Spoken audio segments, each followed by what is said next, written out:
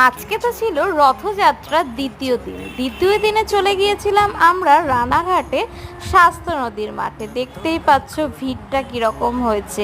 যেই রকম ভিড় ছিল সেই রকম ছিল কাদা। কাদায় পা টিপে টিপে হাঁটতে হাঁটতে পা তো পুরো ব্যথাই হয়ে যাচ্ছিল। আর এই দেখো, এখানে আমি আর বোনও একটু পোজ দিয়ে নিচ্ছিলাম। ফার্স্টেই জগন্নাথ দেবকে গিয়ে নিয়ে দর্শন করে নিলাম। আর এই যে এটা হলো হবিবপুর ইস্কনের রথ।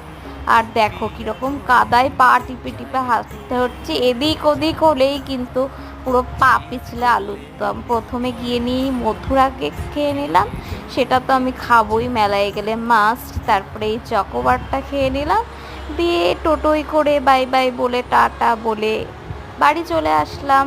খুব মজা করলাম গিয়ে নিয়ে। তারপরে বাড়ি এসে নিয়ে এই দেখো আয়নার সামনে আবার পোজ দিচ্ছি।